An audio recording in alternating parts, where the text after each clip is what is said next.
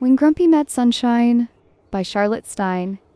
Mabel knew that working with the grumpiest man of all time was going to be tough.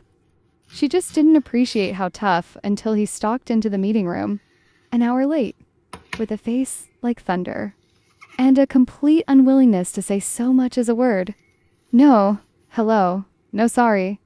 Not even a response when Greg, Pember, Ton introduced them.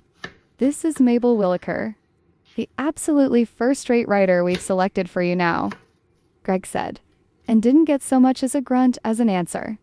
The grumpiest man to ever live, or Alfie Harding.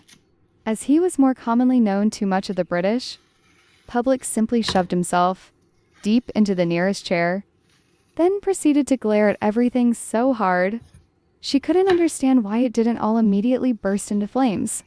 The fairy cakes she'd baked and rather optimistically brought along should have been a melted mess. The glossy oval table between them, little more than ash.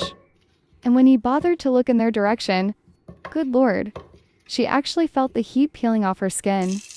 By the time he looked away, she was sure that she was little more than a skeleton, only without the benefit of being nothing but bones. Because at least then she wouldn't have been able to blush. But blush she did. Her pale face was the color of a Kellock bottle. She knew it was, because she could see it reflected back at her in the polished surface of the table, and any second now, he was going to look back and notice it. Her blazing cheeks, like a sign that said, I am never in a million years going to be able to do this. Even though she absolutely knew she could. She was a good writer, damn it, and great at getting things out of people. You just have to find that way in. That little whatever it is that someone loves and responds to. She'd said to Greg when Greg had suggested that she might not be up to the task. Then she'd seen it on Greg's face. That hint of belief, mixed in with the initial doubt from when her agent had gotten in touch with him about this project. So it was infuriating that her cheeks were betraying her. And now Alfie was looking back and he could see it. And this weird expression just broke all over his face. Like anger, only of a slightly different variety that she wasn't quite familiar with. Which made sense when she really thought about it.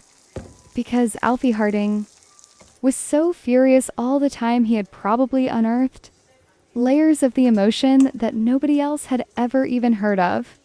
He practically had a PhD in being really annoyed. This was just his latest find. Baffled contempt. Or maybe amazed disgust. She couldn't tell for sure. And before she was able to decipher it, Greg stepped in. Now I know we've had some missteps. And that you're very wary of working with a particular type of person, he started. And honestly, in any other circumstance, Mabel would have felt relieved. She would have thought that this was definitely the way to go. Do a bit of schmoozing, get them to come around to your point of view, but with a man like Alfie Harding.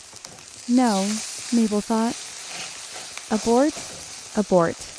And when Alfie suddenly snapped to attention, she knew. She was right.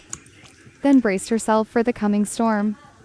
The 10-inch deep frown between his black ass-pitch eyebrows. That jaw suddenly clenched so tight you could see.